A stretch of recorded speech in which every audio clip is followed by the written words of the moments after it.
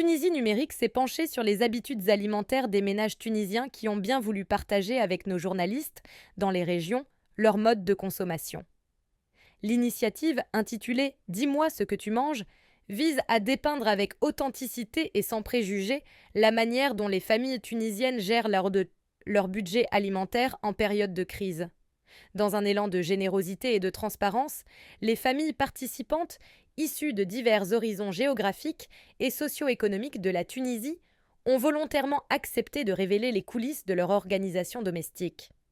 Elles ont ouvert les portes de leurs garde-manger et réfrigérateurs, nous permettant ainsi d'observer de près les choix et les sacrifices qu'elles font au quotidien pour nourrir leurs proches. Chaque récit décrit de manière fidèle les stratégies diverses et les adaptations nécessaires face aux défis économiques, tout en reflétant la richesse des traditions culinaires et la résilience des familles tunisiennes. Une effervescence commerciale sous tension. Le mois de Ramadan touche à sa fin et il ne reste que quelques jours avant l'Aïd el-Fitr. Comme partout en Tunisie, la ville de Kasserine connaît une animation commerciale particulière, marquée par l'achat de vêtements et de pâtisseries traditionnelles. Toutefois, cette année, l'ambiance est plus prudente. La baisse du pouvoir d'achat pousse les familles à limiter leurs dépenses et à jongler entre nécessité et envie. Edia, une mère entre gestion et adaptation. Dans un quartier modeste de Kasserine Nord, Edia, 34 ans, vit avec son mari, leurs 5 enfants et sa mère veuve. Avec une boutique de vêtements d'occasion et une poissonnerie, le couple gagne un revenu quotidien. Mais la gestion du budget devient un défi en période de Ramadan, où les dépenses s'envolent. Faire ses courses, un équilibre entre nécessité et envie. Face aux prix élevés, Edia a modifié ses habitudes d'achat. Elle privilégie les courses quotidiennes et achète avec soin en tenant compte des besoins de ses enfants, des frais scolaires et des préparatifs de l'Aïd. Son objectif est clair, réduire les dépenses superflues et se concentrer sur l'essentiel. Des repas équilibrés et économiques. Edia veille à offrir un iftar nourrissant mais sans excès.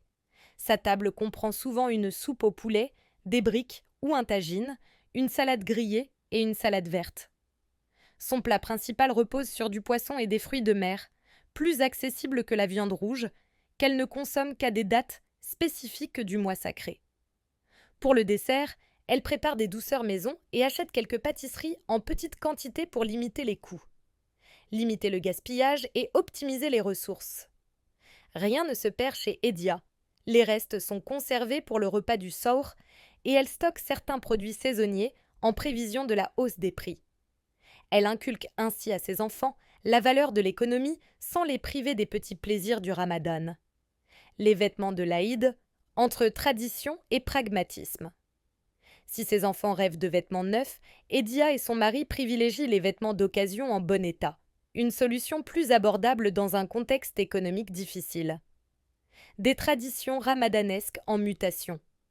Autrefois, Ramadan rimait avec visite et repas partagés, mais la tendance est à l'intimité familiale, en raison de la hausse du coût de la vie. Malgré tout, Edia continue d'inviter proches et voisins de temps à autre, afin de préserver l'esprit de solidarité du mois sacré.